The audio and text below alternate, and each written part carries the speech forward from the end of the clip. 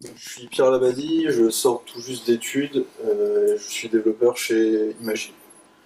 J'ai découvert le réseau de neurones il y a à peu près 7 mois. Donc là, TensorFlow vient tout juste d'avoir un an. C'était donc le début. Ça a énormément évolué depuis, ça va à une vitesse vraiment impressionnante. Et vous allez voir qu'il y a des raisons pour ça. Donc déjà, un réseau de neurones, qu'est-ce que c'est? Donc c'est une branche de l'IA, de l'intelligence artificielle. En gros, c'est une copie du mécanisme, c'est une tentative de copie des mécanismes de réseaux neuronaux biologiques. On essaye de dupliquer un peu le même fonctionnement, mais au sein d'un modèle informatique qui est là pour répondre à des questions en fait. Donc ça fonctionne en couches. On a des couches qui sont chargées de neurones. Voilà. Euh, donc on commence. Les réseaux de neurones, ça existe depuis longtemps. Ça fait je sais pas combien de temps, mais ça fait bien une petite dizaine d'années, je pense. Ça se démocratise réellement que depuis une à 2 années. Donc on a des modèles aujourd'hui qui atteignent les 97% de précision sur des travaux de classification d'images, classification de sons, analyse sémantique, ce genre de choses.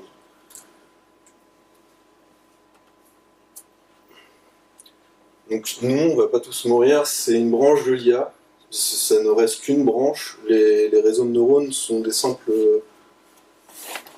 Ils sont juste là pour répondre à un besoin et donc à une question. Ils vont fonctionner comme une API, donc à qui on. Donc, une API, c'est un service à laquelle on va envoyer des données, on va poser une question et qui est censé nous retourner une réponse. Donc il est restreint à son champ de compétences. Le modèle est restreint à son champ de compétences. Il peut pas. Il n'y a pas de prise d'action en fait. Vous allez lui poser une question en fonction de ce qu'il va vous répondre, vous allez décider de faire telle chose ou telle chose.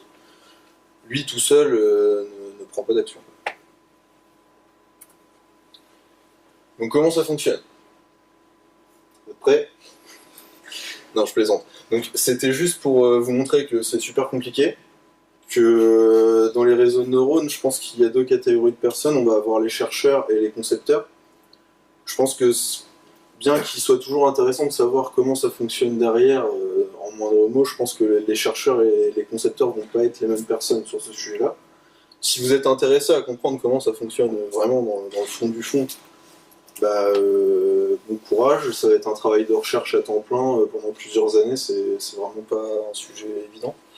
Si vous êtes plutôt intéressé pour faire de la conception, donc répondre à un besoin, répondre à votre problématique et monter votre modèle, là vous n'avez pas forcément besoin de savoir comment toutes ces couches sont organisées entre elles. On va plutôt. Donc moi, c'est plutôt ce que je vais vous présenter aujourd'hui. Je ne suis pas un chercheur et je ne sais pas comment, dans le fond du fond, les réseaux de neurones fonctionnent. Donc comment ça fonctionne de façon plus simple? Donc je vais introduire un peu de vocabulaire.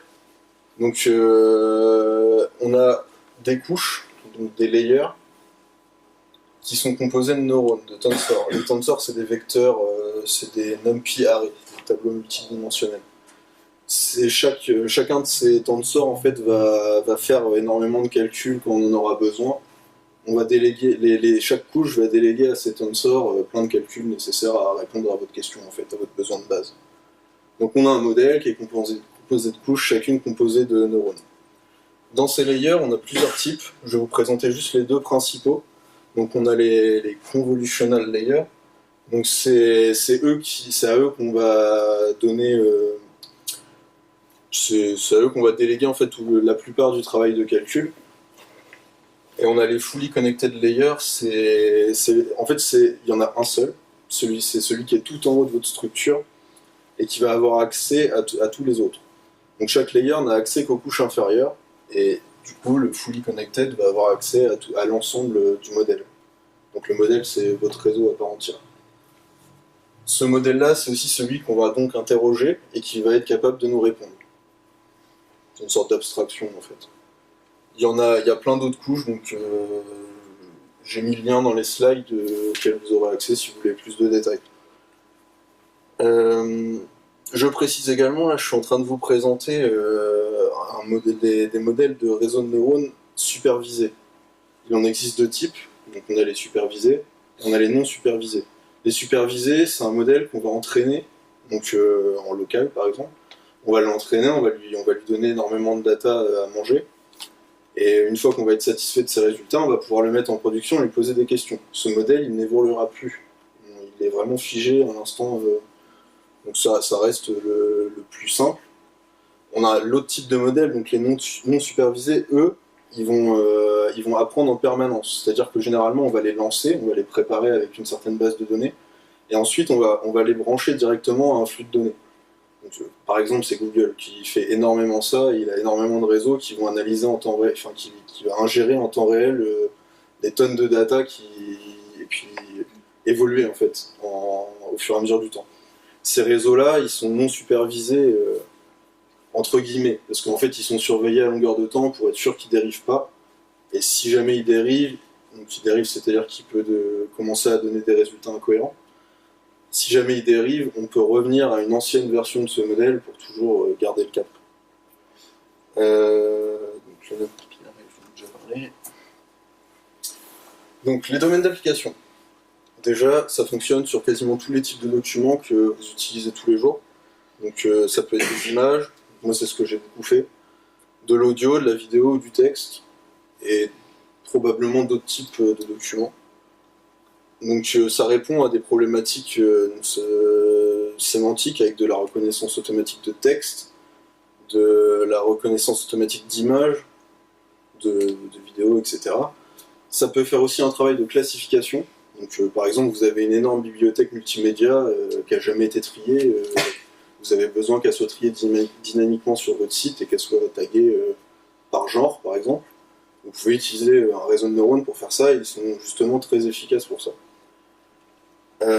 Donc ça répond aussi à des besoins de suggestion, c'est peut-être pas le mot le plus adéquat, mais on a des moteurs de suggestion. YouTube, par exemple, utilise un réseau de neurones pour vous proposer des vidéos relatives à ce que vous aimez, à la vidéo que vous venez de voir. Ça va analyser tout un tas de choses que vous avez faites avant pour vous proposer, selon lui, les choses les plus cohérentes. C'est aussi utilisé pour faire du calcul complexe. Donc ça, c'est qu'on a des calculs très complexes à faire en temps réel qui sont pas forcément... généralement, tout ça, c'est du travail qui est faisable par l'homme, mais qui peut être délégué en fait. C'est un travail qui va potentiellement prendre énormément de temps. Et il y a des libraries for this. Oui, il y a des livres, il y a d'autres solutions. OpenCV, MGCV, and those kind of libraries, they resolve those problems. Comment? You know, OpenCV and oui. MGCV, ouais. And they are the libraries, those kind of detection data, and they are for free. Oui, alors c'est gratuit, hein. Mais OpenCV est utilisé par exemple dans les réseaux de neurones. Il y a d'autres solutions qui existent déjà. Par exemple, pour l'analyse sémantique, il y a énormément de choses qui sont déjà existantes. Là, la différence majeure, en fait, c'est que en termes de performance et en termes de qualité, un bon réseau de neurones entraîné va vous fournir des résultats impressionnants, généralement. En termes de classification d'images, par exemple, il n'y a pas grand-chose. La classification sémantique, nous, on en a utilisé pas mal pour un client. C'est bien, ça fonctionne, mais c'est pas non plus... je trouve qu'il y a un taux d'erreur qui est assez élevé, en fait. Avec des réseaux de neurones bien entraînés, on peut aller beaucoup plus loin. Et des problématiques d'analyse de données, d'analyse de tout et n'importe quoi, en fait. Ça dépend de votre besoin, en fait. Le but, toujours, hein, c'est d'établir son besoin et d'essayer de monter un réseau qui va répondre à ce besoin, qui va répondre à la question que vous posez, quoi. Donc là, c'est un petit exemple de prédiction. En gros, c'est un modèle qui prend des images et qui va vous dire, qui va repérer tous les points qu'elle reconnaît sur l'image. On ne voit pas très bien, mais là, il repère qu'il y a un chien, une chaise, une personne, par exemple. Donc ça, c'est des champs d'application qui sont possibles. Ça s'appelle des CNN CNN, ouais, c'est ça. Et c'est assez compliqué à mettre en place. Donc, je vais vous présenter quelques petits exemples avant de rentrer dans du un peu plus lourd. Donc déjà, un exemple marrant. Je ne sais pas si certains d'entre vous connaissent la série télévisée Silicon Valley, qui est très bien, c'est dit en passant. Donc dans cette série, on a un moment, il fait l'histoire d'un réseau de neurones qui reconnaît si quelque chose est un hot dog ou pas.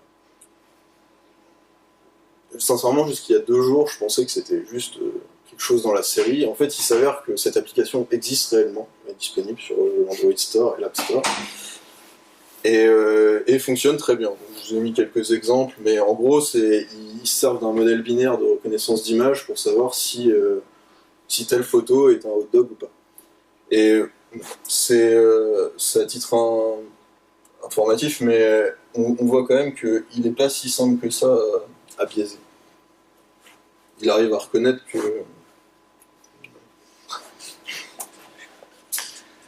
Donc, pour aller plus large et vraiment dans votre quotidien, j'ai tout un tas d'exemples, il y en a des centaines et des milliers d'autres. Donc on a Spotify qui va faire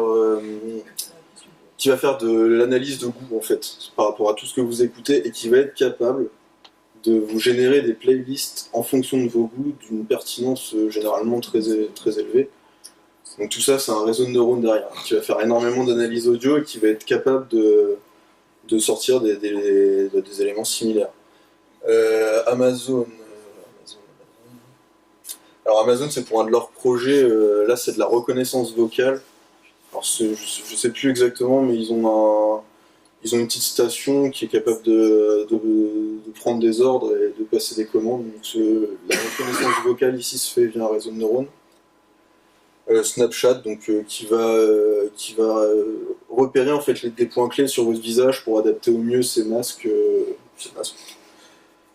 TripAdvisor, eux, c'est dans une optique d'ergonomie, d'amélioration de leur ergonomie. Donc eux, ils vont analyser toutes les images et faire en sorte, enfin, ils vont demander à ce réseau de lui dire quelle image ils doivent mettre en premier, quelle image ils doivent tout simplement ne pas afficher parce qu'elles sont nuisibles à la qualité de ces pages. Donc là, ça va être carrément employé techniquement sur des points assez forts quand même, parce que l'ergonomie, c'est pas rien. Alors PayPal, eux, c'est très business. C'est un moteur qui va... Et ça vient de leur site, hein, c'est un moteur qui va permettre de faire de l'optimisation financière sur la revente des données utilisateurs. La SNCF, eux, l'utilisent pour une toute autre raison, ça va être c'est un peu compliqué, c'est une histoire de géométrie des rails dans les virages, etc. Donc en temps réel, les trains vont envoyer tout un tas d'informations à ce réseau qui va calculer la réponse dynamique que le train doit avoir pour qu'il soit le plus confortable possible. Google, il l'utilise pour tout et n'importe quoi. Il y a au moins plus d'une centaine de réseaux de neurones qui tournent chez Google. Ça va être de l'analyse comportementale, de l'analyse prédictive. Ça va être de la reconnaissance d'images, tout simplement, de la classification d'images. Donc c'est Google qui est derrière TensorFlow. Il y en a partout. Ils utilisent que ça. Donc vous regardez un petit peu sur Internet, vous trouverez des centaines d'exemples. Airbnb, alors eux, ils font de l'analyse c'est pour la sécurité interne, du coup.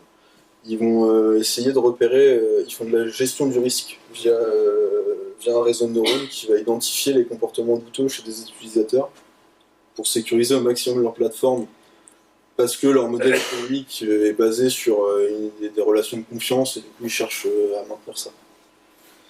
YouTube, donc ça va être pour la prédiction de vidéo. Donc on a Pornhub aussi qui va chercher à... Alors c'est à la fois de la reconnaissance de personnes, donc identifier des porn stars dans leurs vidéos. Ils vont aussi s'en servir pour supprimer les faux profils, repérer et supprimer des faux profils sur leur site. Et Facebook s'en sert pour faire de l'analyse sémantique. Je pense qu'avec ces exemples, on a couvert à peu près pas mal de choses qui sont possibles de faire avec des réseaux de neurones. Donc moi pourquoi pour l'instant je préconise TensorFlow. Je n'ai pas des connaissances ultra poussées dans le domaine, mais ça a le gros avantage d'être performant et complet. C'est-à-dire qu'on a tout un tas de méthodes qui vont vraiment simplifier la création du réseau. On peut créer un réseau avec TensorFlow avec une cinquantaine de lignes Python. C'est assez simple. Donc en termes de code pur, ça va être en Python ou en C++ pour TensorFlow. Vous avez tout un tas de librairies qui réintègrent, qui proposent de le faire en Ruby, en JS, etc. Moi je le conseille pas trop. La raison elle est toute simple, c'est que vaut mieux utiliser ce qui est directement maintenu par TensorFlow pour des raisons, pour toujours être à la dernière version et puis pour être sûr que ça continue de marcher quoi. Après, donc ça a également l'énorme avantage d'être compatible sur tout OS. Moi j'entraîne mes réseaux sur Windows, ça marche très bien. Donc si ça marche sur Windows, généralement ça marche partout. Je fais des prédictions sur mes modèles sur Linux et Mac, ça marche très bien aussi. Je vous expliquerai plus tard. Non, je vous expliquerai pas plus tard d'ailleurs. Donc j'ai fait mes réseaux sur Windows pour une raison très simple, c'est qu'on a besoin, pour monter son réseau, l'entraîner, on va avoir besoin quand même d'une certaine puissance ou de beaucoup de temps. Et moi je joue un peu aux jeux vidéo, donc j'ai un PC gamer chez moi, avec une bonne carte graphique, et la puissance GPU pour entraîner un réseau de neurones est vraiment c'est un gain de temps énorme en fait. On va entraîner plus de 10 fois plus vite par rapport à un processeur avec une carte graphique. Sauf que toujours les problèmes de compatibilité des cartes avec Linux, etc. Il s'avère que j'ai préféré le faire directement sur Windows, c'était plus simple. Donc TensorFlow, on a une documentation qui est fournie officiellement par TensorFlow qui est très claire, enfin selon moi en tout cas, et une communauté importante, anglophone, tout se passe en anglais comme d'habitude. Il propose également un service de mise en production avec TensorFlow Serve que j'ai pas testé encore. C'est l'étape que j'ai pas vue en fait. Pour l'instant, j'ai pas mis en production.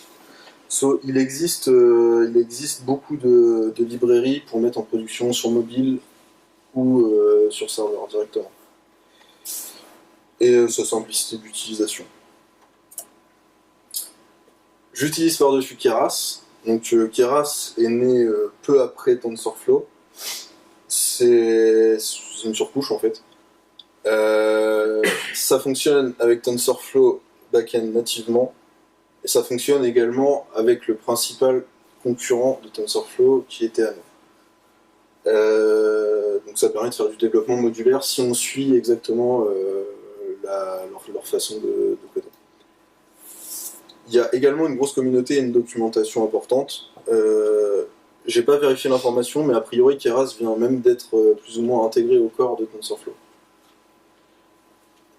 Il a l'énorme avantage d'offrir de nombreux modèles déjà entraînés, donc connus dans le milieu pour être des bons modèles, et on a juste à faire le nom du modèle .load et on a ce modèle qu'on peut soit reprendre, soit fine-tuner. Ça, je vous présenterai ça un tout petit peu plus tard. Donc ça simplifie encore plus le processus de création du réseau, notamment au niveau de la perf. Choisir si on va aller sur CPU, GPU, ou décider tiens je vais faire cette partie-là sur CPU, celle-là sur GPU, ça gère aussi le multi-GPU, etc. C'est quoi le CPU, GPU? Alors CPU ça va être le processeur de l'ordinateur. La puissance de calcul, on va utiliser la puissance de calcul du processeur de l'ordinateur, et le GPU ça va être la puissance de calcul de la carte graphique. Ou des cartes graphiques. Et c'est compatible avec les concurrents, ouais, ça je l'ai déjà dit. Donc on va rentrer un peu dans le concret, je vais vous présenter les grandes étapes de la création d'un modèle. Donc le plus important, sincèrement le plus important dans la création de réseaux de neurones, c'est le jeu de données. Si le jeu de données il est mauvais, le réseau de neurones sera forcément mauvais. Quand je dis mauvais, je parle pas de la qualité des images, je parle de leur pertinence.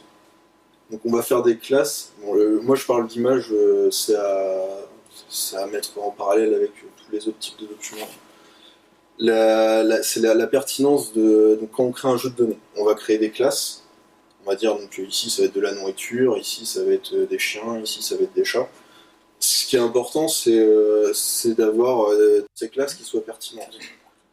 Si elles ne le sont pas, ou s'il y a des données contradictoires, ou des classes qui sont mal pensées, c'est-à-dire, par exemple, avant de venir là, ce week-end, j'ai essayé de faire un réseau pour reconnaître les hommes des femmes. J'avais très peu de données, j'avais 1000 données dans chaque classe.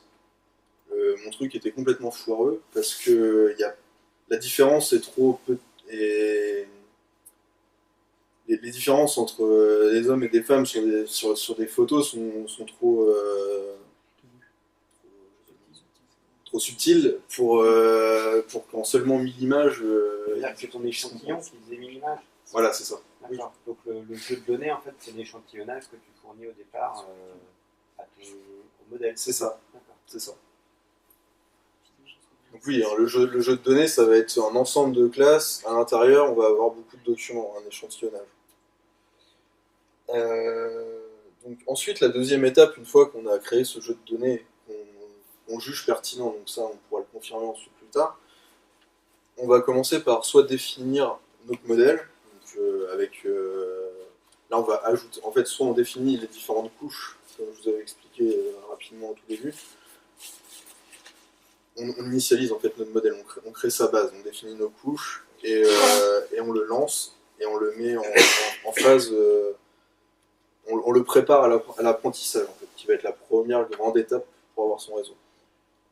Ou on en recharge un qui existe. Ensuite, on va avoir un petit travail de paramétrage.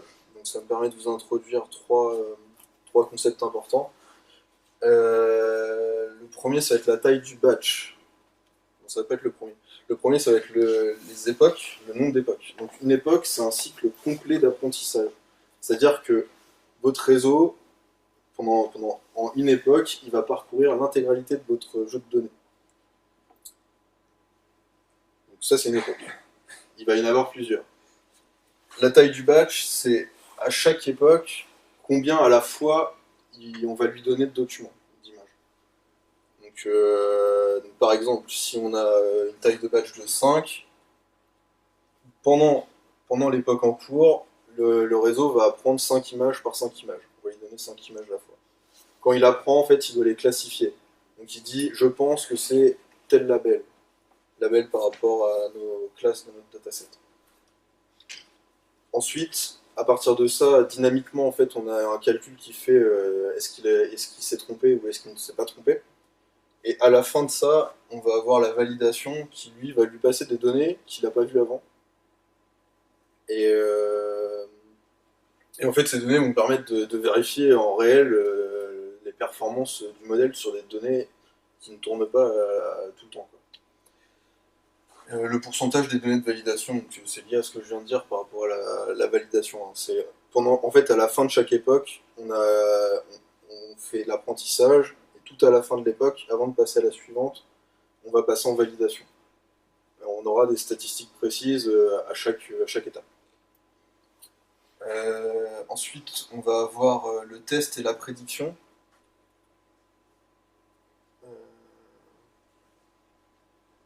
Je peux peut-être vous en dire. Non. On va avoir le test et la prédiction. Donc, le test, c'est à la fin de votre modèle, vous allez lui envoyer encore des images qui n'ont rien à voir, cette fois-ci qu'il n'a vraiment jamais vu. Parce que les images de validation, je ne sais pas si vous avez compris, mais elles ne sont pas utilisées lors de l'apprentissage, c'est-à-dire qu'il ne les garde pas en mémoire, mais il les a quand même vues. Il les voit. Donc ici, en test, on va lui donner des images directement nouvelles, donc si possible beaucoup, pour voir en fait si dans la réalité, il est vraiment performant ou pas. S'il fait pas le taf, généralement on le voit dans les statistiques, il y a des raisons, ou sinon, je vous dirai plus tard ce que c'est. La prédiction, c'est la même chose que le test, sauf que là, ça sera en production. Ça sera une fois que vous vous en servirez, c'est exactement le même principe. Et ensuite, la mise en production. Excuse-moi, Oui. je suis sûr de bien saisir la nuance entre la validation et le test. Ouais. Donc tu fais un certain nombre de boucles que tu appelles les époques sur l'apprentissage. Ouais. Ça, c'est des passages donc, sur ton dataset. Dans ton dataset, tu n'as pas les images qui sont utilisées pour la validation. Si. Si. En fait, ça va être le. Oui, c'est vrai que je l'ai zappé celui-là. Ça va être le pourcentage de données de validation, où il y a d'autres systèmes qui s'appellent la cross-validation pour faire ça. Donc c'est le complément en fait, la validation. C'est ça. Euh, Si tu donc, définis. c'est avec les images de validation que tu vérifies la pertinence du modèle construit. Alors en fait, ces datas-là vont me permettre de voir déjà si. Je vais répondre à ta question juste après. Ça va être plus simple, je pense. Tu me diras si t'as pas compris. Euh, Juste une question qui va dans Ouais. dans la foulée.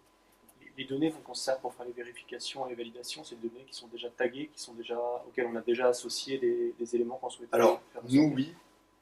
oui. Nous, c'est ce qu'on a fait, ça. Le travail a été fait. Au moment de l'apprentissage, la machine sait ce que c'est. Au moment de la validation, elle ne sait pas. C'est-à-dire qu'en fait, les labels sont tous faits, hein, c'est obligatoire, sinon ça ne marchera pas. Donc, c'est-à-dire que on a un document quelque part qui dit telle image, elle appartient à telle classe. Pendant l'apprentissage, il a toutes les infos. Donc, il sait très bien que telle image est dans telle classe. Pendant la validation, il interroge en fait. Et après, on a un mécanisme qui vient vérifier sa réponse et nous faire des stats par rapport à ça. Le mécanisme d'apprentissage, il fonctionne sur le même modèle. On lui présente une image, on lui dit ça, c'est ça. Alors, on lui dit ça, c'est ça justement. Alors que pendant la validation, on lui demande c'est quoi ça. Et le test, c'est quoi la nuance avec la validation? Alors le test, c'est que c'est des nouvelles données. La validation, en fait, ça va toujours être les mêmes données. Ça va pas bouger en fait. Tu vas toujours lui poser la question. Qui va se modifier en fonction de Le réseau de neurones va se modifier sur les données de validation? Non, mais entre chaque époque. Oui, ça va tourner par ça, contre. ça, d'accord. Ton set, il va tourner. Les données de validation resteront pas toujours les données de validation. Il va y avoir un cycle. C'est ça C'est l'information. peut-être ça qui manquait. que j'ai zappé. Merci. Oui. Deux questions courtes. Le test, il est fait par un humain. Oui, c'est mieux. Ok. Et qu'est-ce qui te permet de définir dans une image qui est un homme ou une femme? Est-ce que par exemple, il va tout passer en noir et blanc? Enfin, les règles qui sont derrière d'apprentissage, elles sont définies par ton programme? Ou c'est le réseau de neurones qui va analyser sous toutes les coutures, toutes les teintes de couleurs? Alors, il va analyser sous toutes les coutures ce que tu lui as donné. Et toi, avant, au tout début de ton réseau, tu vas normaliser toutes tes images pour qu'elles aient à peu près la même tronche. Et potentiellement, tu vas pouvoir appliquer de la data augmentation, c'est-à-dire les flipper un peu, changer la profondeur de tes couleurs, ce genre de choses, pour augmenter la taille de ton dataset en direct. Mais en soi, lui, sinon, il va prendre toutes les informations qu'il a. Donc ça peut marcher, comme tu disais, avec toutes les sources que tu as données tout à l'heure. Tu mets le même programme, tu peux mettre des sources différentes, ça marcherait aussi. Alors, toutes les sources que j'ai données. Tout à l'heure, on disait que ça marchait avec de la vidéo, du son, Oui. du texte, Ah oui, etc. Si dans ton dataset, tu changes toutes tes images par des fichiers texte, tu peux... Alors moi, ça marchera pas, parce que ça dépend. Là, parce que t'as quand même des grosses différences entre traiter une image et traiter de la vidéo. C'est pas pareil. Et d'ailleurs, j'ai parlé un tout petit peu tout à l'heure des performances. Pour info, une image, format d'image, ce que vous avez sur votre ordi, est très largement est beaucoup plus légère qu'une image au format NumPy-Array, c'est-à-dire en tableau multidimensionnel. Donc, en termes de mémoire RAM, selon la taille de votre dataset, il en faut beaucoup, quoi. Moi, je compte à peu près 14 fois la taille de mon dataset en RAM. Et s'il n'y a pas assez, il faut mettre en place des solutions de segmentation de données pour pas tout loader en même temps. Et ça, c'est pas drôle. Enfin, moi, je me prends un peu la tête avec ça.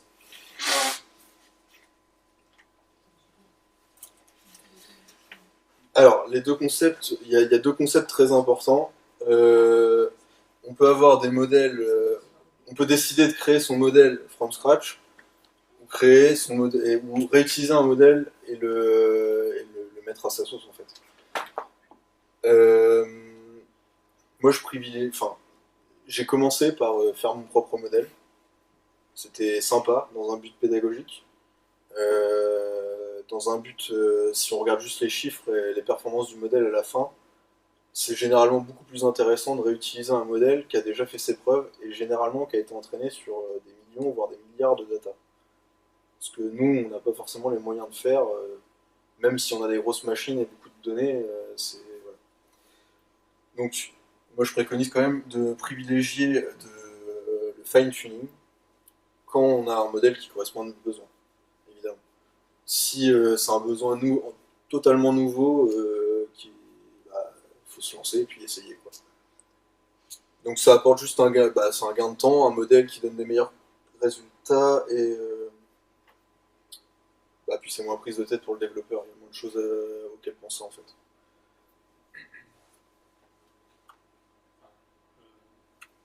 D'accord, c'est vite.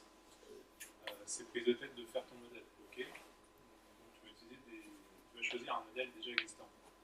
Enfin, mais comment tu choisis ton modèle parmi ceux existants? Alors, sur les grands modèles open source déjà, qui sont présentés, on a pas mal d'indicateurs. Tu sais pourquoi il a été fait, pour répondre à quelle problématique. Donc, par exemple, on a le moteur de Google, Inception V1, V2, V3, V4, qui est fait pour classifier de l'image. Donc, si tu as un besoin de classification d'image, déjà, a priori, t'es pas mal. Ensuite, tu vas regarder les statistiques de ce modèle. On va te donner son taux d'erreur moyen, son taux de faux positifs, son taux de vrai positif, son taux de vrai négatif, etc. À partir de tous ces indicateurs-là, tu peux voir à peu près les performances du modèle.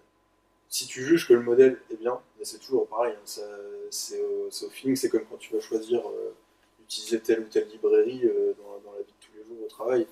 Si ça te semble, c'est le feedback, c'est tout ça qui vont vraiment te faire choisir. Il y a des tableaux comparatifs de ça.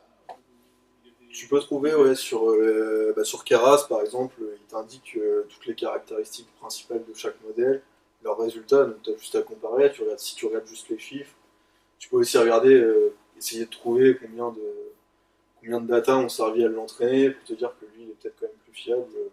Après, c'est des modèles déjà entraînés, hein. C'est pas que la définition des layers. Alors c'est des modèles qui sont déjà entraînés. Toi, ce que tu vas récupérer généralement, ça va être les définitions des layers, plus en fait, tu vas récupérer toutes les couches de ton modèle. En fait, tu vas tout récupérer. Et le principe du fine-tune, c'est que tu récupères tout et tu vas faire sauter une ou deux couches. Et surtout la couche de fully connected qui est tout en haut. Tu vas apprendre un peu à ton modèle à reconnaître tes data et tu vas rajouter la couche finale pour que ton modèle réponde à ta problématique. Pourquoi c'est bien? Parce que en fait, il a toutes les couches inférieures qui ont appris sur des milliards d'images à reconnaître tout un tas de choses. Du coup, en fait, il a déjà, c'est la différence, je sais pas, entre un très jeune développeur et un développeur qui a 40 ans de bouteille. C'est l'expérience en fait.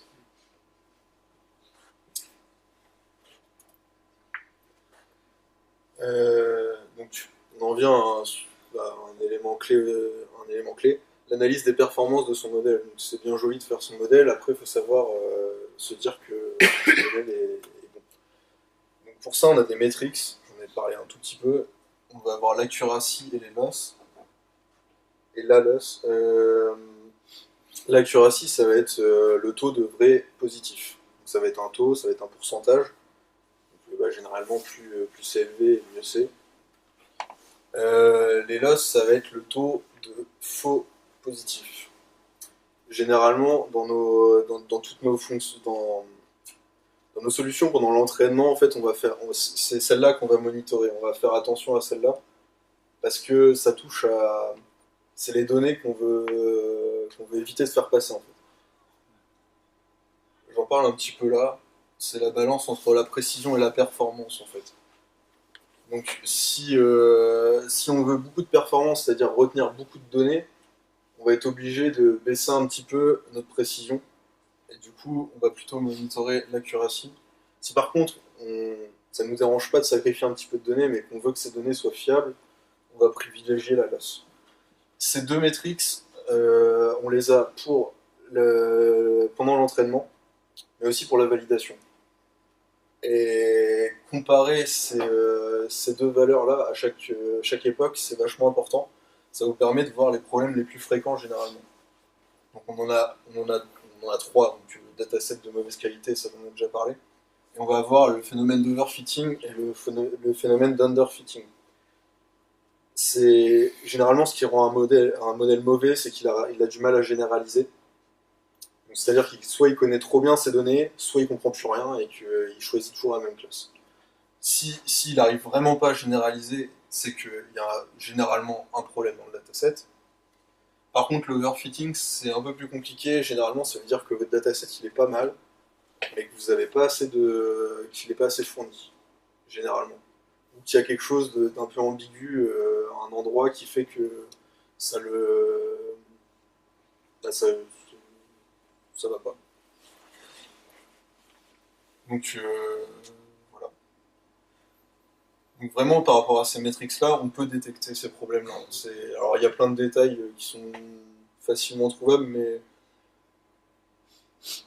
c'est en comparant l'overfitting, par exemple. On va le voir très bien en comparant la loss d'entraînement et la loss de validation. Si la loss de validation est très élevée alors que notre loss d'entraînement est très faible, généralement on va être dans un cas d'overfitting. Non, c'est l'inverse. C'est exactement l'inverse de ce que je viens de dire. Donc ouais, comme toujours, on a des choix à faire entre... et là, le choix, c'est la performance ou la précision. Après, il faut trouver la balance pour être comme on a besoin, en fait. Qu'est-ce que tu as comme réglage à faire au-delà du dataset sur ton modèle? Dans le niveau code, sur le dataset en lui-même. Parce que si on met de l'autre côté le dataset, qu'est-ce que tu peux paramétrer, régler pour régler justement cette accuracy et cela? Alors là, tu vas pouvoir... je vais en présenter juste après. On a des fonctions qui sont utiles pour ça, en fait, pour monitorer ce genre de choses. Après, tu peux faire des choses dans le code, donc t'as des choses en plus, mais si ton dataset est pas bon, dans tous les cas, t'auras un souci. Après, c'est les fonctions qui vont venir juste après, je crois. Ouais, voilà. Donc là, c'est quelques pistes de choses utiles justement pour pallier à des problèmes possibles d'overfitting ou d'underfitting. C'était ça la question.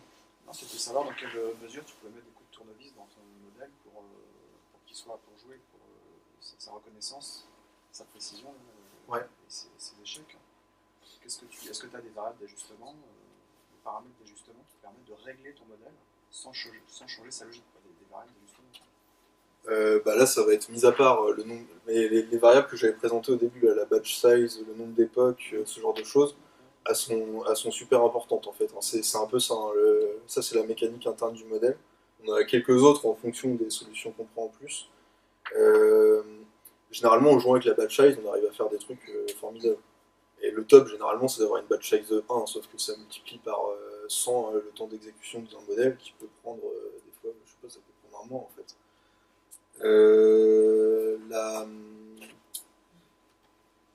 Le nombre d'époques aussi. Donc, en fait, le modèle, si on le laissait tourner un nombre indéfini d'époques, il y a un moment où il va s'améliorer, il va s'améliorer, il va s'améliorer. En fait, arrivé à un moment, il va commencer à régresser. Et il va continuer de régresser. Donc, c'est pareil, le nombre d'époques est vachement important. Sauf quand on a des fonctions très très utiles, enfin, pour moi presque essentielles, de ce genre. Donc le release stopping, pour le coup, ça permet d'arrêter l'entraînement avant la fin du nombre d'époques défini. Pourquoi on l'arrête qu'est-ce qu'on regarde pour l'arrêter en fait, ça c'est les callbacks. On va regarder on va choisir une matrix. Donc moi généralement c'est la loss. Et si on voit que celle-ci elle diminue plus, on va dire bon, je te laisse encore une ou deux époques pour voir si tu repars dans le droit chemin, mais sinon on s'arrête là. Et là votre modèle il est au meilleur de ce que vous pouvez avoir à ce moment-là. Donc la cross-validation, j'ai des soucis actuellement avec ça. C'est quelque chose qui est censé faire tourner votre dataset en permanence en fonction des époques et tout en maintenant l'équilibre entre vos classes. Donc a priori c'est un super outil. Moi mon dernier modèle il était pas terrible. J'ai retiré la cross-validation et il est très bien. Donc, en fait, je me suis rendu compte que sur le papier, côté recherche, tout le monde en parle. Et dans la technique, côté conception, personne ne l'utilise. Donc, à creuser. Je sais pas s'il y a une raison, si c'est moi qui n'ai rien compris, ou si... mais ça existe en tout cas. La data augmentation, ça aide beaucoup sur les datasets qui sont assez petits. Sur Keras, en fait, on a juste à faire image, data augmentation, et puis lui donner des param à changer, en fait. C'est super simple. Lui, il va prendre toutes vos images et il va en générer des nouvelles à la volée en fonction de ce que vous lui demandez. Donc là, on peut jouer sur la qualité de l'image, rajouter du flou, la rendre un peu pourrie, l'améliorer pour essayer de coller un petit peu à la réalité, en fait, tout en augmentant nos données. Donc ça, c'est vachement utile dans le cas d'overfitting. Parce que généralement, l'overfitting, c'est lié à un manque de données. L'early stopping, je reviens vite fait, il s'accompagne tout le temps de fonctions qui sauvegardent votre modèle aussi, évidemment. Parce que si on laisse une ou deux époques continuer, on veut quand même conserver toujours la meilleure version de notre modèle. La data segmentation, j'en ai parlé un petit peu, c'est généralement lié à des problèmes de mémoire vive. Si vous avez un méga serveur avec 2 Tera de RAM, ça sera jamais un problème. Sur des petites machines, c'est très vite un problème.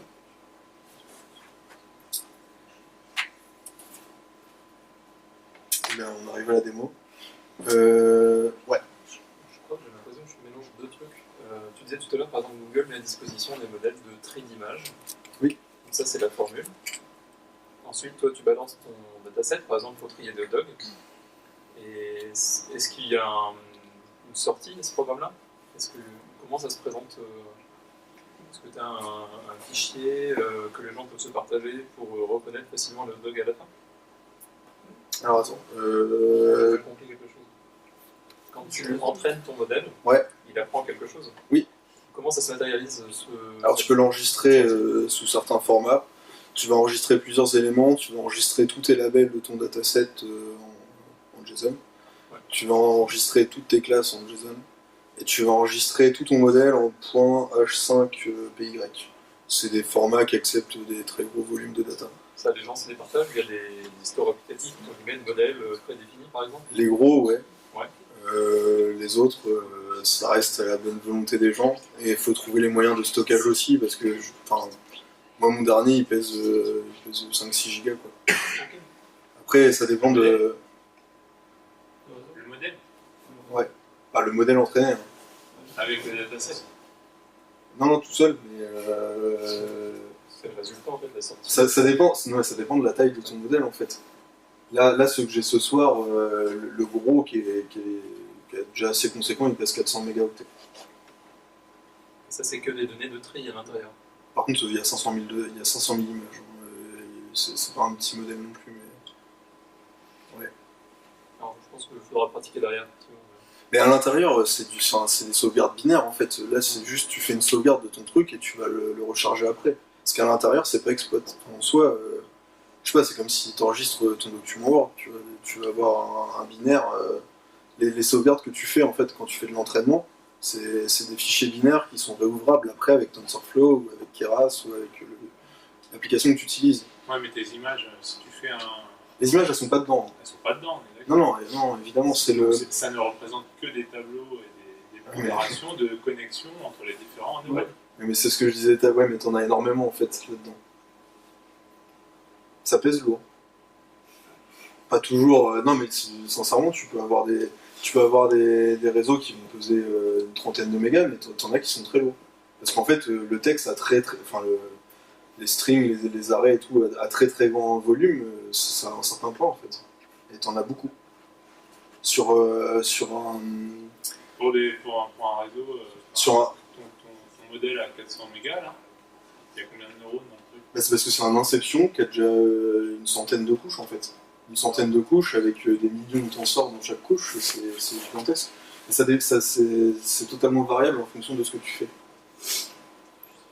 Après, j'ai tendance à grossir un petit peu les chiffres. Donc les 3-4 gigas de tout à l'heure sont peut-être un peu grossis dans ma tête, mais ça reste, ça peut être gros. Et je sais pas ce que ça donne avec de la vidéo. données météo. Comment? Des données météo. Ça doit être assez monstrueux. Bah, après, c'est toujours le même problème quand on traite, quand on a des choses qui ont passé vraiment des quantités importantes de données, forcément, on a un certain poids derrière. Mais ça alourdit pas le modèle de passer plus de données. Le poids du modèle enregistré dépend que de sa définition de données. Sa définition de nombre de layers et Non, parce que tu lui apprends des choses en fait. Augmenter ça l'efficacité. change les pondérations, ça ne pas alourdir. Comme toi, quand tu apprends des choses, ça fait des conséquences. Là, je t'avoue, je sais pas. Là, ça touche des points qui. Les temps de traitement sont plus longs quand tu as un modèle qui est plus gros ou pas? J'ai jamais vu de différence de temps de traitement pour l'instant. Si. Mais sûrement.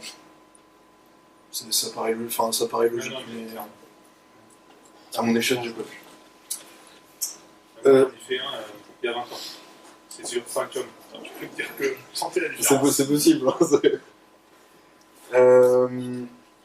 Pour la démo, je sais même pas. Je suis. Ouais, il est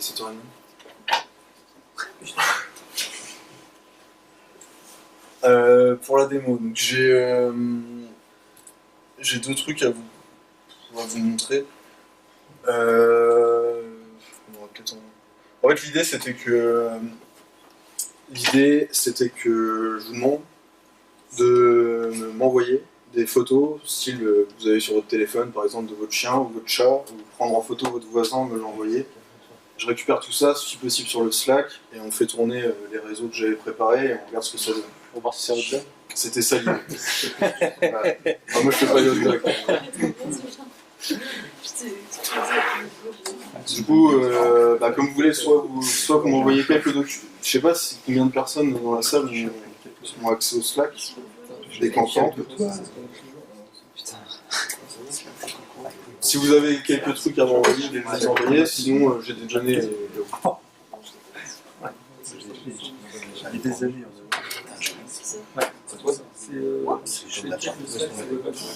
Ouais, bah quand. Sur lequel. Mais ça sur les cancans. Donc en privé, Sur ta boîte. tu me les renvoieras, mais oui, ou en privé si vous voulez. Stop. Mais c'est pas notre chasse. Mais c'est pas grave, putain. Alors, faut mettre ça où? Ça, c'est un bout d'oreille. Ouais. Oui, d'accord. En plus, ça prend bien. Ouais, sinon j'ai des données. Cancan. C'est quoi le chien? C'est quand? Ouais, c'est Webacon Cancan.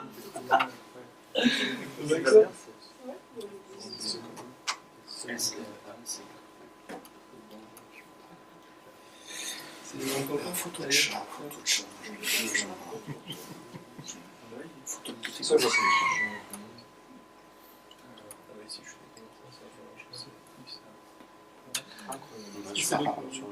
Tiens, j'ai tout ça.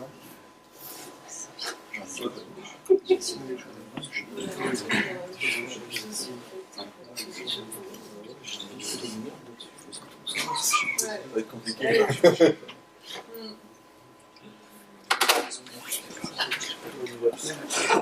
Si. Je crois sur ta d'accord, c'est important, c'est une slide.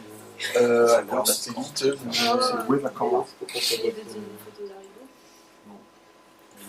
Tu prends pelavadi@gmail.com.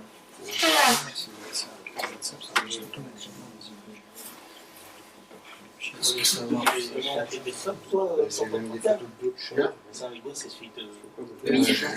Chat, chien, personne. Chaque marteau, c'est Je sais pas, c'est important. Ah ouais, ces enfants, Marco,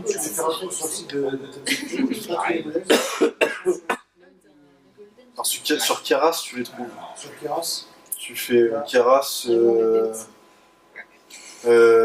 pour qu'il traîne modèle, quelque chose comme ça, tu dois les trouver. Est-ce que tu as repéré s'il y avait des modèles qui faisaient de l'analyse cognitive et qui alors je sais que ça existe, je sais qu'il y en a. Il y en a plein, il y a plein de boîtes qui font ça. Je sais pas s'il y a des modèles libres d'accès qui sont orientés là-dessus. Là, faudra regarder. Après, de l'analyse cognitive, etc., tu vas aller sur du traitement sémantique. Donc, tu veux prendre n'importe quel modèle qui fait de la sémantique et entraîner tes couches en fonction de ce que tu veux. Parce que je vois dans des Ah, Il faut le reconnaître. Je regarderai ça. Sinon, Difficilement. si tu as envie de faire du traitement cognitif, je vous dis un exemple de ça, tu veux à partir de la page Twitter ou choper les textes écrits par une personne et en tirer et faire le portrait, on va dire, émotionnel de la personne. Si elle est, je sais pas, émotive Bah, ça c'est de l'analyse sémantique. Donc, là, tu vas prendre un modèle qui est fait pour choper ton texte et tu vas lui apprendre. Alors, c'est à toi de réussir à formuler ta question et à formuler ton dataset pour que ça parte dans ce sens-là. Et que ça ouvert dans le. c'est la formulation du dataset. Pour moi, c'est ça. T'as un petit côté dev qui est pas non plus forcément un simple. Ça, là Où j'avais.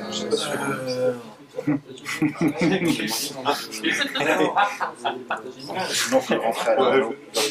À la mano, c'est le Wadakan. Je suis pas bâtard. Je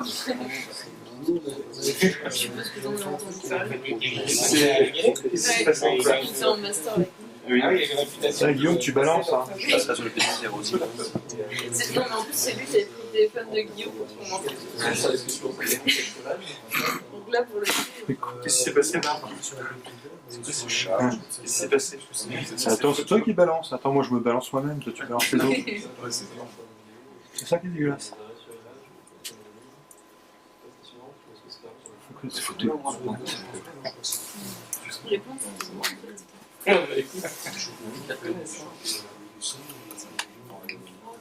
Attends, tiens, c'est l'autre. Toi, c'est pas les filles. Il y en a plein qui sont déjà. C'est vrai. Bon, bah, c'est moi qui ai plus internet. J'ai vu. J'ai vu l'aveugle. Ah bah voilà, allez go. Il est tout petit. Oui, non, je sais pas. Il doit y avoir tout le monde qui se dit. Forcément. Regarde, t'as vu, on a une photo du show de Market. Là, c'était longtemps. En 2015. Ouais. C'est quoi comme boîte, imagine? C'est une agence de développement web.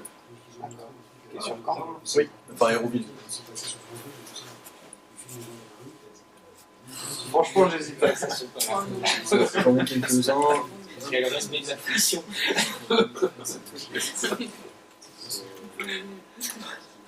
C'est là, c'est Ah, en reconnaissance du genre, je pense.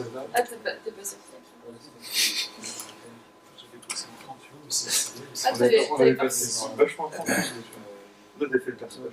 T'as trouvé le mec. C'est ça.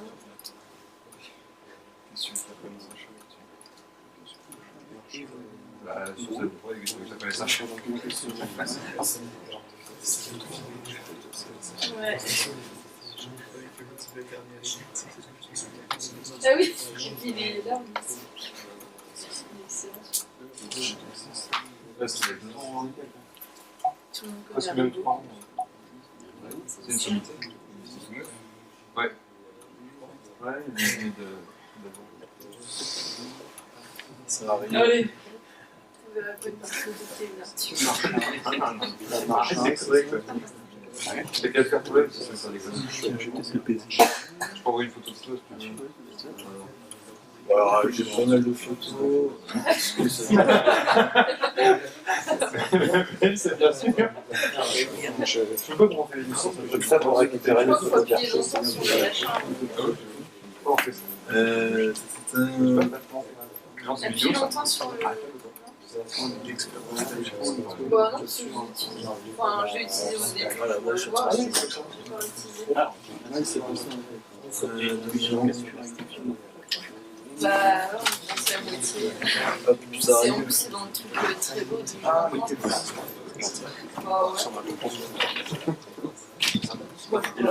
je pense que vous allez ensemble. Je pense qu'on peut faire un truc avec le jeu. Non, je comptais tout faire un de ces quatre, mais je recule un peu le truc, ça me fait sympathique. Que je comptais faire. Ah bon? Ouais.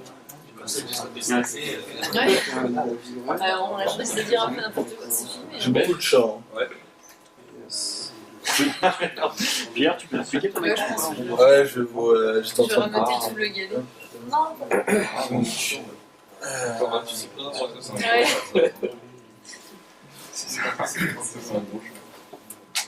Bon, on a pas mal de chats, quelques chiens. J'avais un lion qui se trimballait.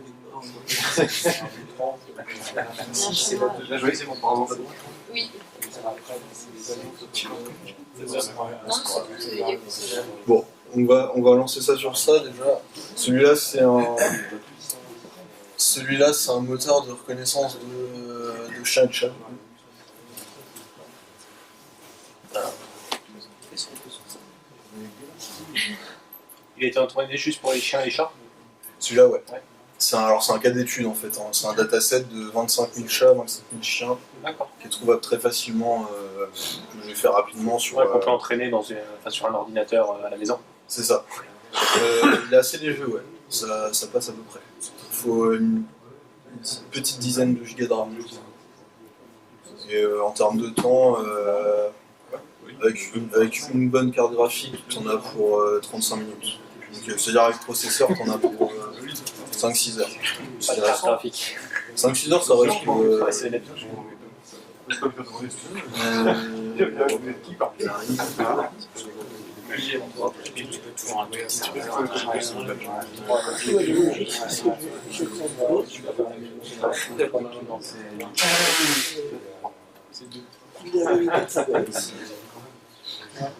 Il y a des exemples de modèles là. Nous avons une compare et je donne une raison. Oui, c'est pas faux. Je crois que ça. Je crois que C'est quoi le Ah, c'est ça. il y a tout un tas d'images Alors, on est en affichage console, je sais pas si vous voulez le Est-ce qu'on peut voir comment ils font ces modèles? Je sais pas. J'ai jamais essayé. Avec la barre qui est simple, je vais dans la laboratoire parce qu'il y a des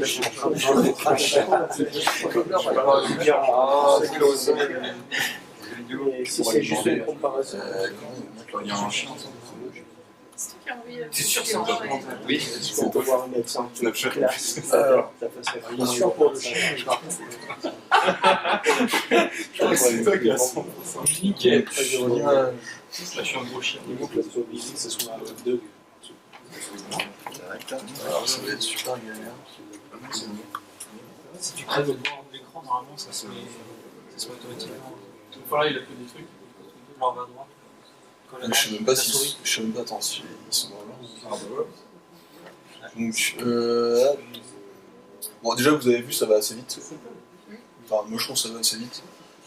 J'ai pas de carte graphique hein, là-dessus. C'est juste un point. Donc,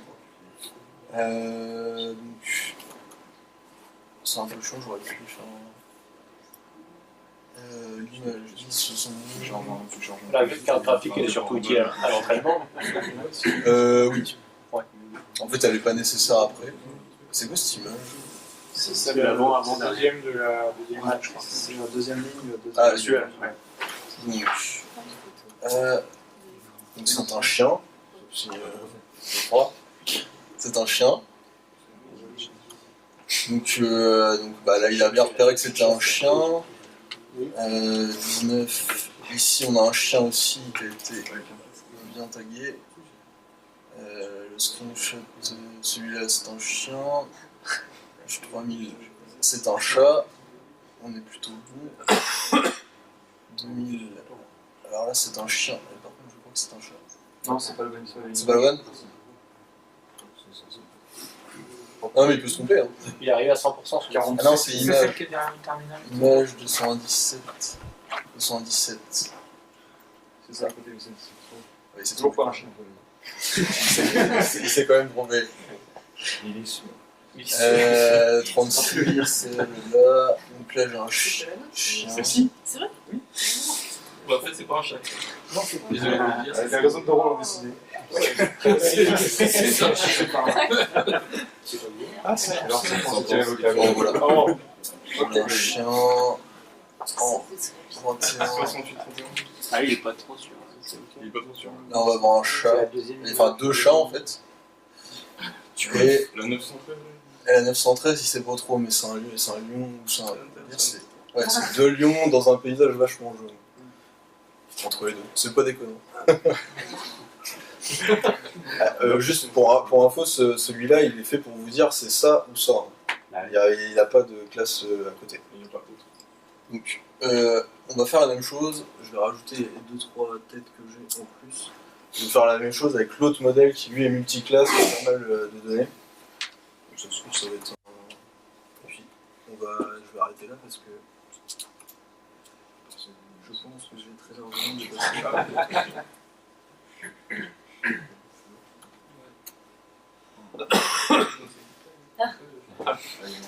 Excellent. Dis aussi. Juste s'il en est pas quelques-uns. C'est quelqu'un là-dedans. En bas à gauche. Ah, c'est très très bien, oui. Ah, c'est Putain, bien. les gars. Ouais, c'est un peu là. C'est Bon, j'en prends une. Ah oui. Pas le temps de réagir, quoi faire, et tout ça. Ouais, c'est ça, j'ai fait mon fait pour. le petit sort de voir. Hop. Il va voir bien sur ça. Ouais.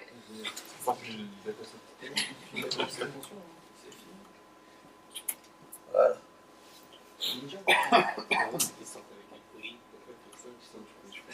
Ouais. Ah bah nickel. Donc, je suis encore. Forcément. Voilà. On va tester ça sur ça. À la base, il est spécialisé dans la bouffe. Hein. C'est bon du chat. Donc, on va voir ce que ça donne. Et le modèle chien ou chat, il est capable de donner un total qui ne fasse pas 100%. Genre, s'il n'y a pas ni de chat ni de chien, il est capable de dire 0 pour les deux. Enfin, Il est capable, mais il a du mal. Parce qu'il a jamais connu dans sa petite vie de réseau de neurones que des chiens et des chats. Du coup, il a un peu de mal à ce qui n'est pas un chien ou un chat. C'est pour ça que celui-là, que je fais normalement pour la reconnaissance des nourritures, je lui ai appris à reconnaître des personnes, l'intérieur, des objets, pour qu'il sache, qu'il fasse pas d'erreur débile en fait. Je suis une cochon. Un truc comme ça, quoi. Hop. Oui.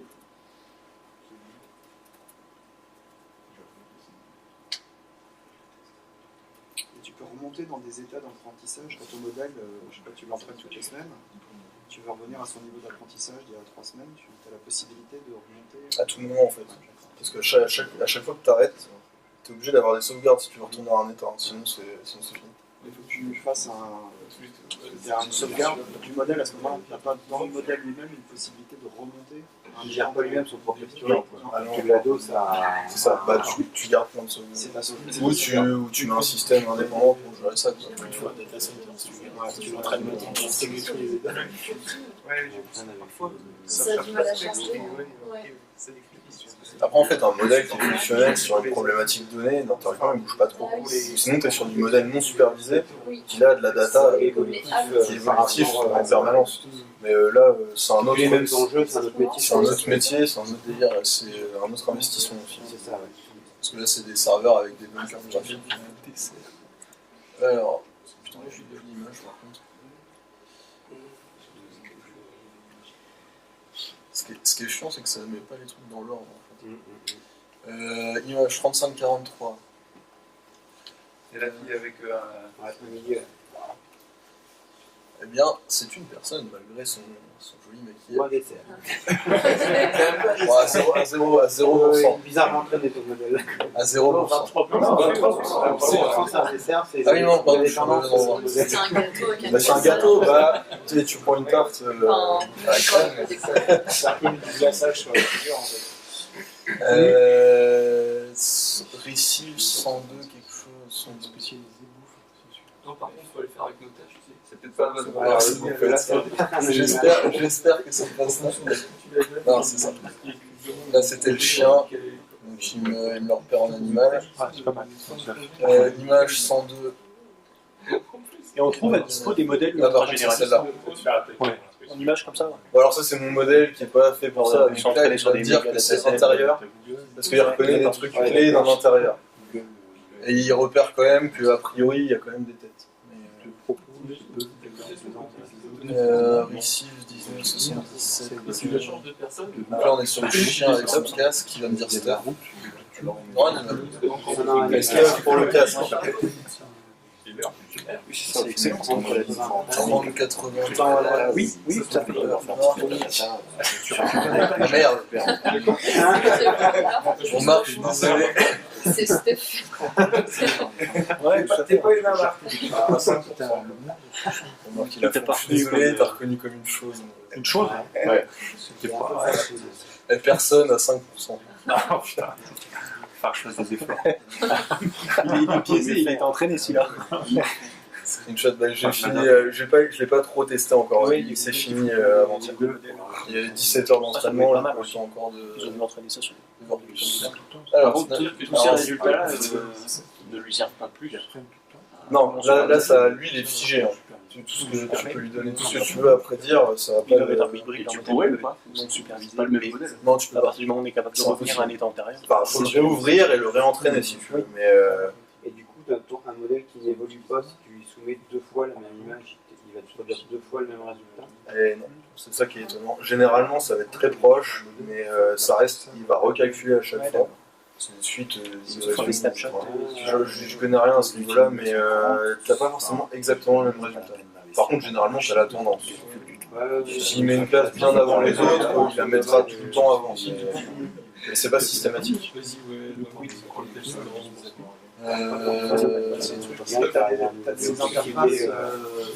Ça faut taguer des images. On peut faire ça un peu mieux. Alors, C'est génial, moi j'ai besoin de ça sur le projet comme ça.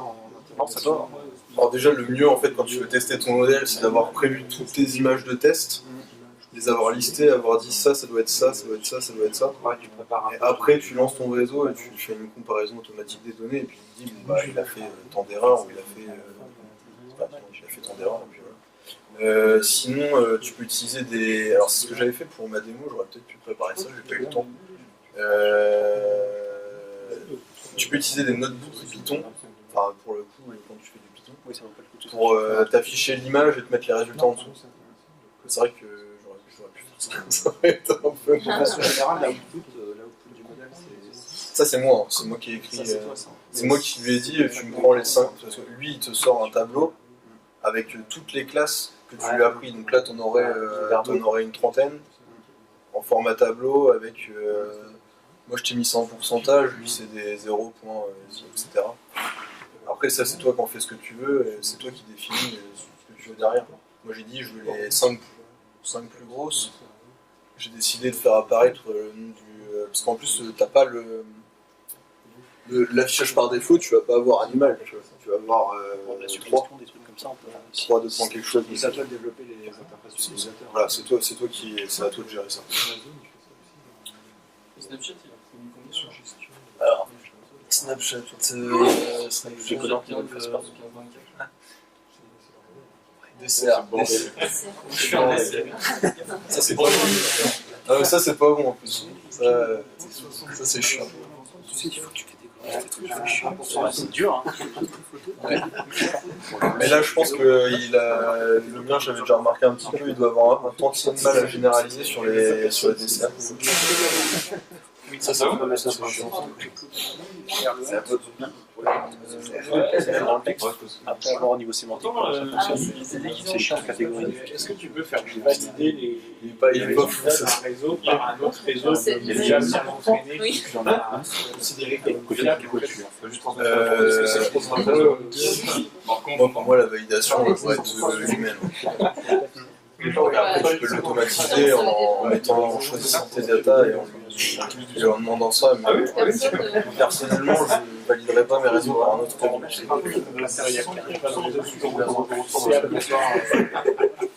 Qui est proche du 100% en fait.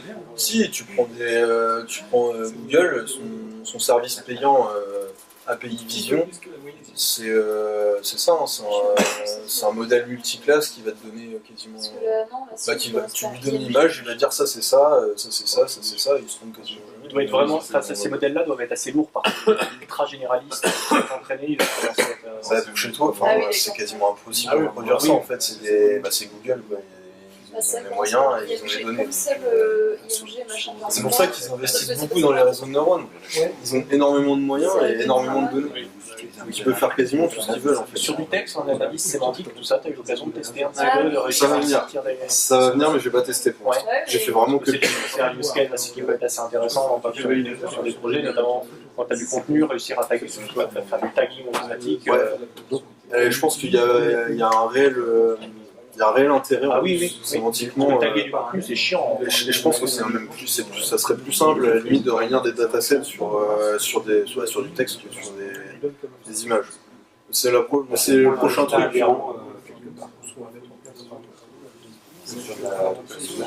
Ouais. Bah, c'est un peu plus large. C'est pas toujours évident. La capacité d'abstraction, en fait, surtout que l'image, en fait, il se crée un peu une image type d'une classe. Ce qui me fournit une représentation de.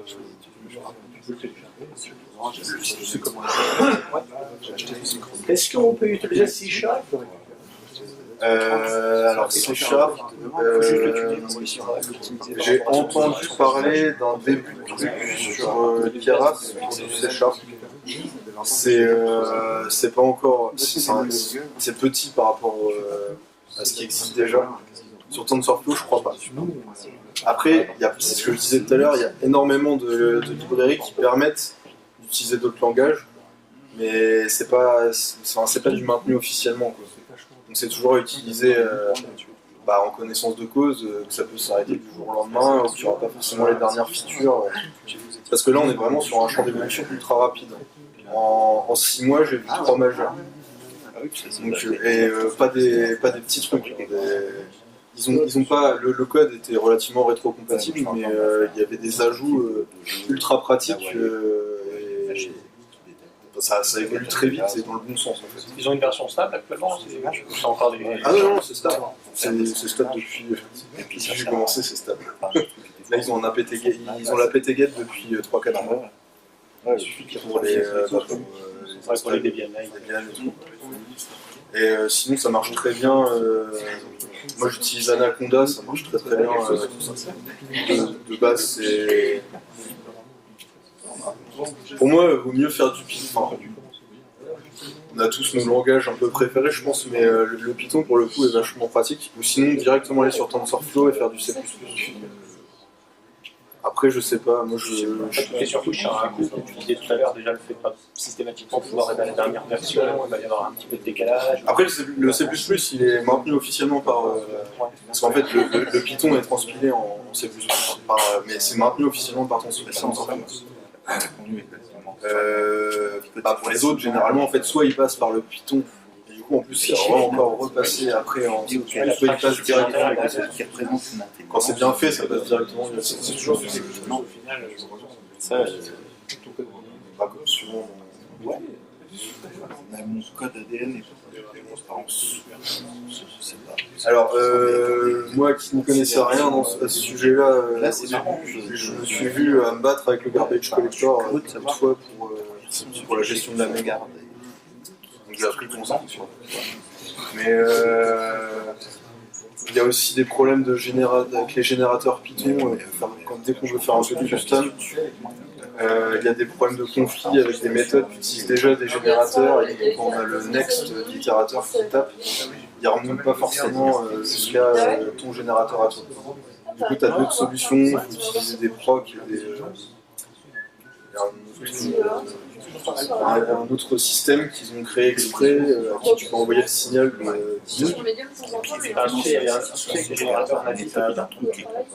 En fait, c'est parce qu'il y a des conflits derrière. C'est-à-dire que le training, il se fait dans un générateur.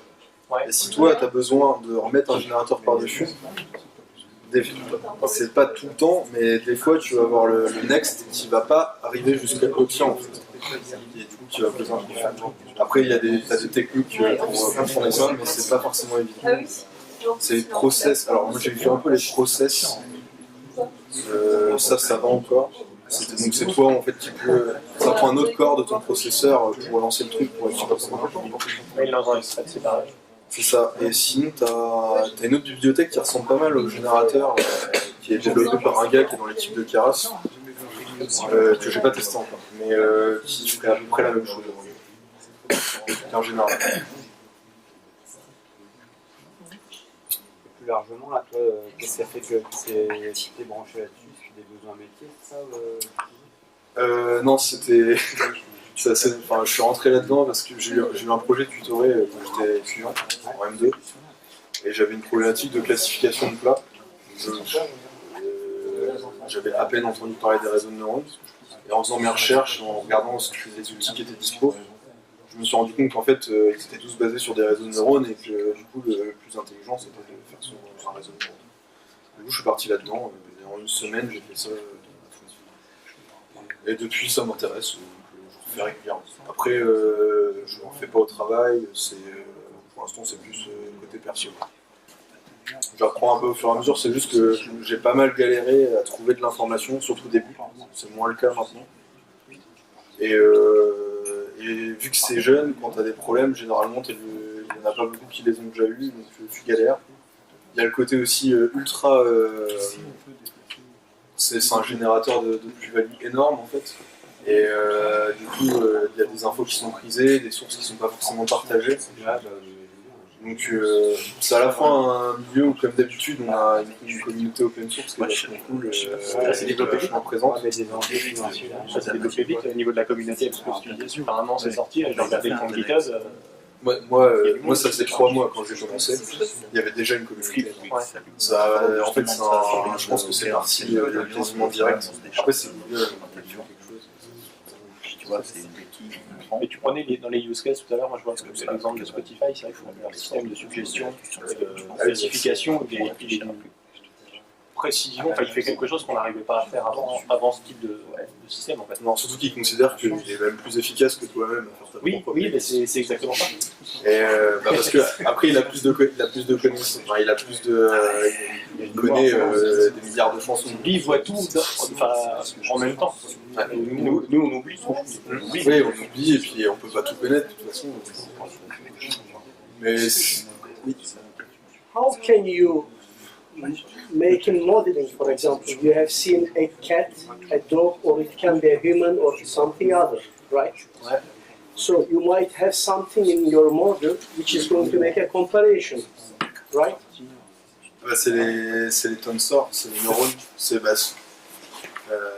So it means it used to be, there should be a kind of resources, the data should exist over there.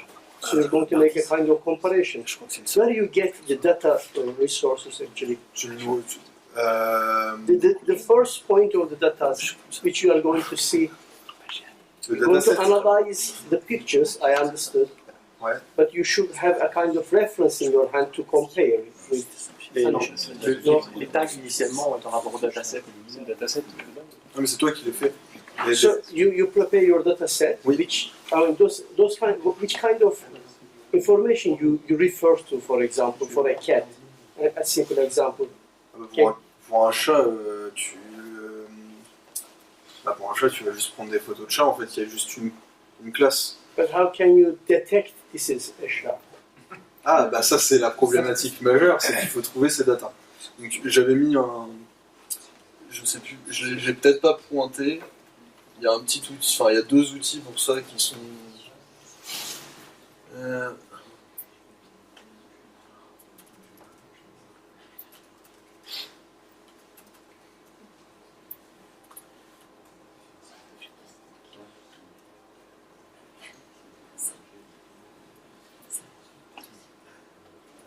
Là, pour le dataset, on a un outil formidable qui s'appelle imagenet.org, qui est en fait un espèce d'arbre sémantique qui contient toutes les terminologies possibles et imaginables de tous les gens qui font du dataset en fait. En fait, Imagenet, c'est eux qui organisent tous les concours de réseaux de neurones qui ont lieu très régulièrement. Et sur ce site-là, en fait, tu peux choisir jusqu'à très précisément ta terminologie. Par exemple, une espèce de papillon du sud-est. Et lui, il va te sortir toutes les photos. Enfin, il va te générer, il va te montrer un petit peu ce qu'il y a là-dedans, et il va te proposer au téléchargement un lien, enfin un ensemble de liens au format texte que tu peux ensuite crawler pour avoir des données. Après, il faut les vérifier parce que ça vient de Flickr. Du coup, on se tape régulièrement le petit encart, cette image n'est pas disponible. Pour pas mal de... Généralement par classe, là-dessus on a à peu près 1000-1200 images. C'est bien pour commencer. Après, si c'est... Every possible option, they already register, and I mean, in the resources it exists. So when I send a picture, and those classes is going to make a comparison with the existing resources, then it is going to give a kind of out. Non, parce que t'as une relation qui fait que tu descends jamais. Quand tu vas lui apprendre, il conserve pas l'historique des images précédentes, en fait, il a juste les formes, il va juste garder les formes, les shapes, des idées en fait, mais une certaine vision des choses, mais il n'a pas d'image. Il garde pas l'historique en fait de toutes les images qu'il a vues dans sa vie, si tu veux. En termes de perf, pour ce que tu as vu en spécialisant un peu tes modèles, ils t'augmentent leur précision, enfin, leur performance en tout cas. Moi j'arrive à... là le dernier, là, je ne l'ai pas testé encore, donc je sais pas, mais sur le papier il a 95% de précision. Ouais. Par contre il a 0,4 de loss, alors là c'est de la somme résiduelle, le carré des erreurs, quelque chose comme ça. Il est à 0,4%. Du coup, en fait, ça veut dire que, a priori, il est performant, mais il a encore, il fait encore des, en fait, il a encore des faux positifs. D'accord. Ce qui est assez mauvais pour mon projet. Sinon, en termes d'accuracy, c'est très facile de monter à partir du moment où on a un beau dataset. Genre, le chien et chat, il est à 99,95% d'accuracy. Après, dans le réel, il n'est pas à 99,95% d'accuracy. On a bien vu, il a fait une ou deux erreurs. C'est pour ça qu'il faut absolument tester sur des données qu'il ne connaît absolument pas. Après, c'est super important parce que entre les stats sur le papier et puis ce qui se passe dans la réalité, il y a toujours une différence. Vu que l'algorithme répond à chaque image est trop bas, comment tu décides quand c'est bon ou pas? Il y a un seuil, genre il faut que Alors c'est à toi de 80%, voilà. Son item qui arrive en premier, la classe qui arrive en premier, si ça correspond. Là, tu as plusieurs possibilités selon ton besoin. Si je prends un exemple classe binaire, là tu dis s'il est sûr au-dessus de 70%, je garde. Après ça dépend de la fiabilité que tu veux. Ensuite, sur un modèle multiclasse comme moi, où j'ai plein de classes de nourriture par exemple, moi ce qui m'intéresse c'est la bouffe, le reste on voit. Ce que tu peux faire, c'est soit déjà tu agrèges des pourcentages de tous tes trucs de bouffe pour voir jusqu'à combien tu montes. Et tu peux aussi agréger tous tes résultats qui ne sont pas de la bouffe pour voir jusqu'à combien tu montes. Et ensuite, tu choisis en fonction de si j'ai 80% que c'est de la bouffe et que j'ai moins de 30% que c'est autre chose, je le garde. Je juge que c'est assez fiable. Ça, c'est des réglages en interne. Mais ça, c'est super cool parce que tu n'as pas besoin de retoucher à ton réseau. Ça se fait derrière, donc c'est juste dans ton script, c'est juste dans sa sortie en fait. Donc ça, tu peux faire tout ce que tu veux rejouer. C'est ça. Et donc après, si tu juges que ton réseau, tu feras pas mieux, parce que tu n'as pas les ressources, le temps, etc., c'est là que tu peux jouer en fait sur la quantité de data que tu veux valider. Si tu veux le rendre très exigeant, style qu'il soit à 95% pour donner quelque chose, tu as beaucoup moins de chances de faire des erreurs. Par contre, tu vas jeter plein de data. C'est toujours la balance, mais comme dans beaucoup de choses dans le métier en fait.